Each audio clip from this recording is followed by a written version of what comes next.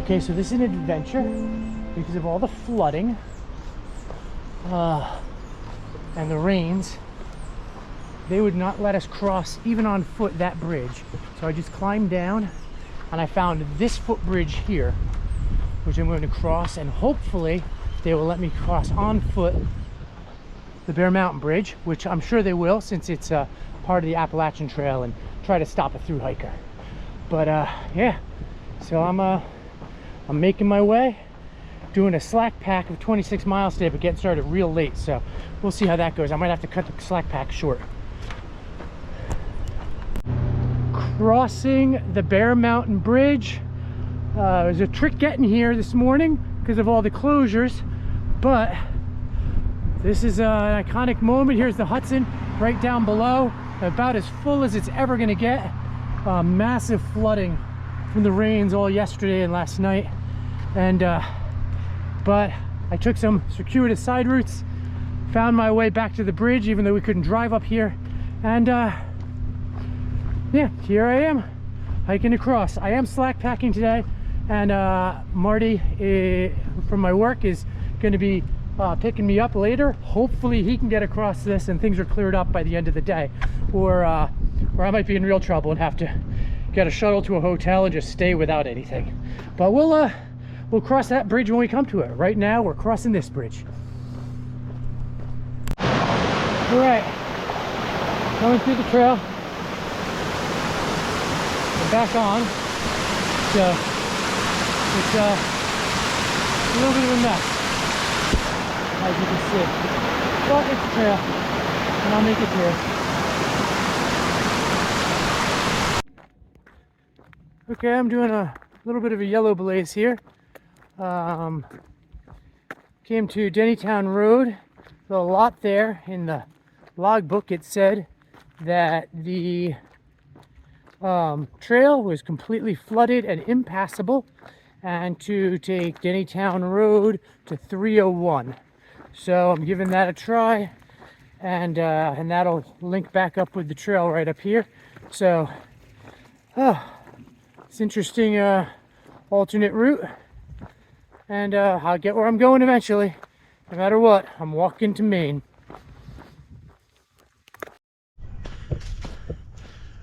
Someone I worked with for a couple of years in Hackensack, New Jersey, he assisted me with a slack pack and a place to stay last night. Went out to dinner, had some bagels for lunch, for breakfast. Really great host. So Marty, thank you very much for everything. And I walked about 100 yards up onto the trail, discovered some trail magic. So almost immediately there was a Snickers and a PBR in my life, and now I'm continuing along. Don't have any clue what my distance for today is. It's gonna get hot during the day, but it's not supposed to get humid. So I'm just gonna walk until I'm tired and then find the next good spot to camp. Just kind of before I hooked up with a group, my old school way of doing things, and until I catch up with them, that's probably what I will do. And I should be up to them in the next 2 days, I would think. Just thought that this was a particularly pretty field, lined with all these little flowers, lots of bees flitting about. I like this moment, so I share this moment.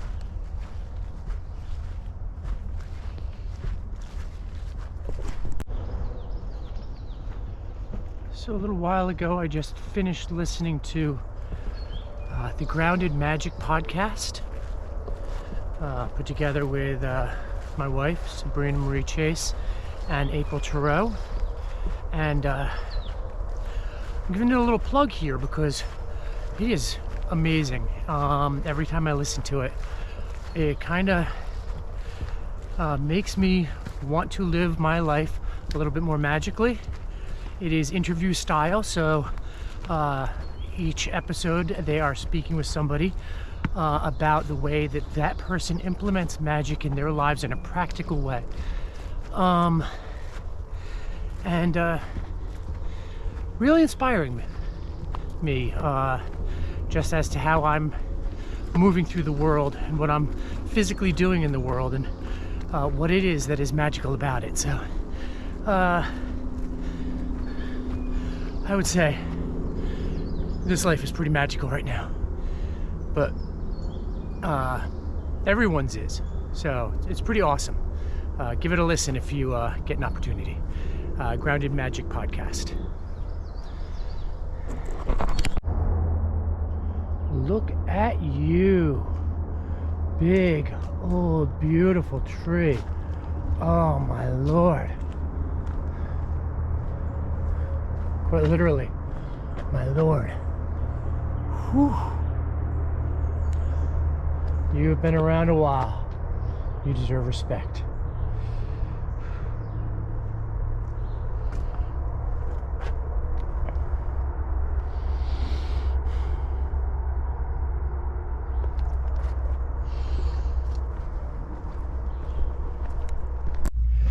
So the trail has become a stream instead of a river, as it was yesterday.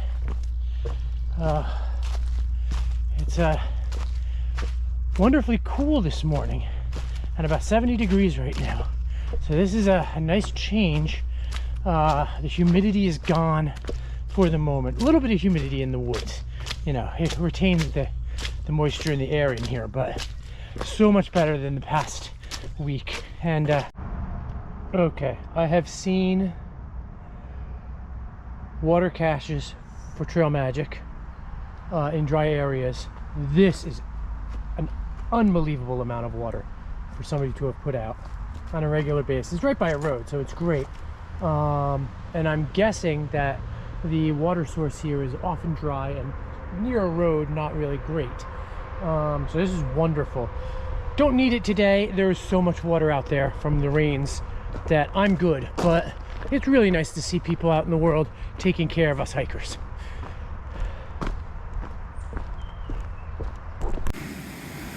Looking at some of the devastation that happened from the storm that came through.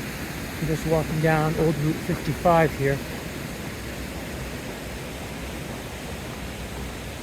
This street is completely impassable by cars at this point. It's completely collapsed in from the water rushing alongside and underneath. So the storm did some serious damage. People who live up here, I guess, are probably trapped in their homes at this point, at least as far as their cars are concerned. Yeah, probably a little dangerous here, but the weight of a person on it's not going to do too much. Wow. This storm brought in a lot of damage. It's going to be a long time before this is all fixed up. Just stopped at the Wiley shelter for breakfast, and they have a strange collection of things attached here to the side of the shelter in case you need a frying pan or some crutches. And another odd sight to see at a shelter as we start heading down the trail. There's a little free library. Gotta love it. No food, please. And nice platforms to set up tents, which is pretty cool if you have a freestanding tent.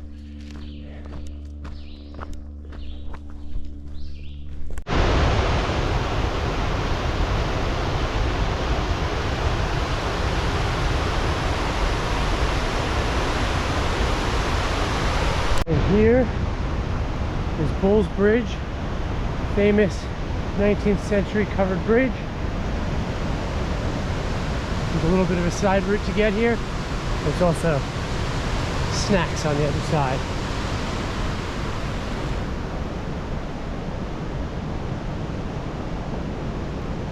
Pretty cool coming through the bridge. The river is roaring. Look at that. Amazing. Whew.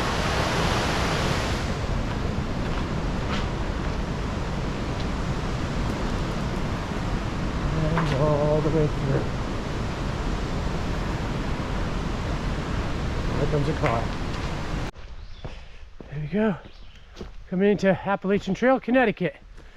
Hitting another section I have not been to.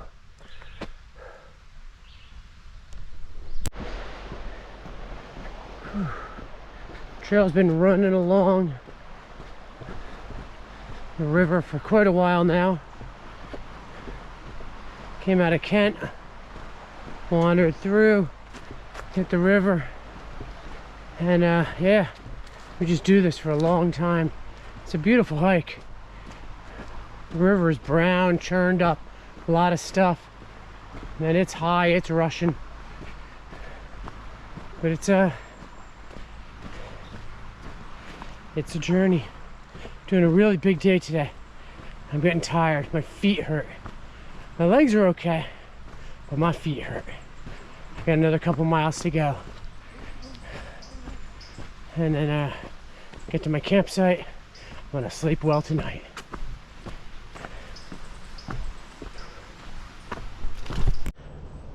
Connecticut, your views have been few and far between until this morning. Of course, your climbs have been gentle until this morning. We are kicking my butt today.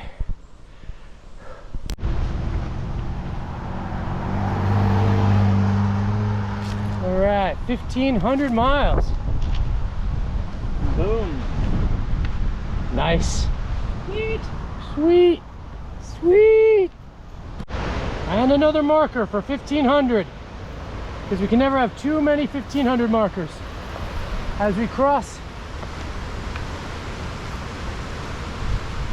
Can't read the name of this river again, but we're crossing it again. For the 87th time. Now we get some kind of official sign, which is probably off by a couple miles at this point. It's all good. Pretty good view of the falls here. After intense rains. Woo! That's power.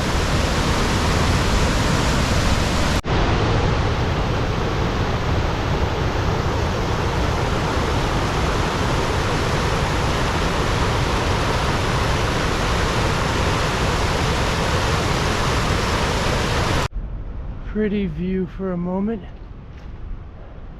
I'm going over one of these as my next thing to do, and yeah, I can hear the rain coming in. I hope I can get over the mountain before it. It's interesting because it's blue in that direction, so but the clouds you can see coming right up out of the trees, and it's just starting to rain lightly on my shoulders. So it's wet today. This is the trail. There's no point in trying not to step in the water at this point. You're just trekking through rivers.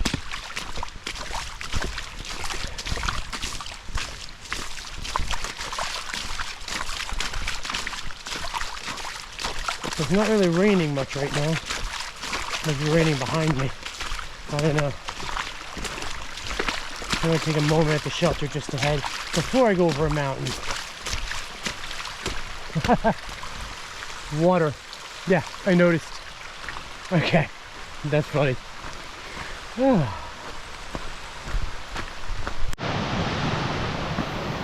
Oh. A little bit of a river crossing. I think I can on the rock. Probably just safer that way.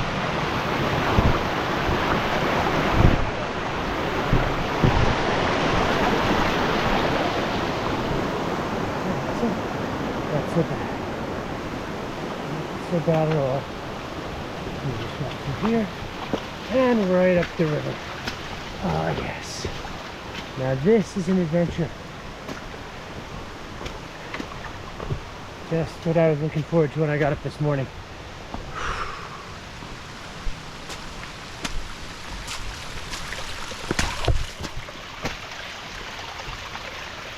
So this is where it gets fun to go across. I'm not going to film this because I need both poles to stabilize myself, but it's going to be a little treacherous here. I'll find the safest spot. The trail's right across the left. So, okay, here we go. Coming up to the summit of Bear Mountain, and the sun comes out. This is the highest peak in Connecticut, but not the highest point in Connecticut, which is actually on the side of a mountain at its border of Connecticut and Massachusetts. At that point, it's 64 feet higher, and I don't remember which peak that is, but it keeps going on up, and we're just about at the peak here. And I think we've gotten to the summit, marked by this giant cairn.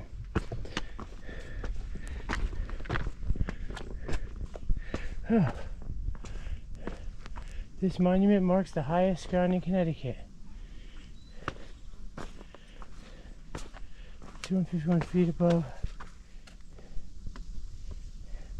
I'm not sure that's true.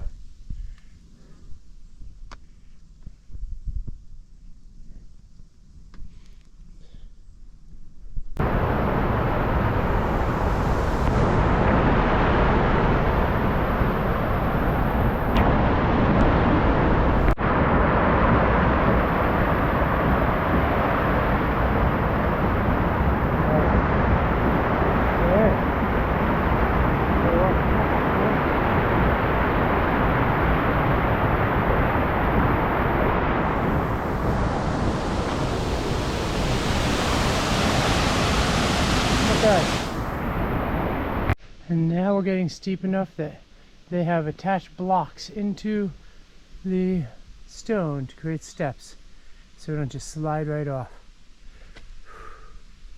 It's quite a climb.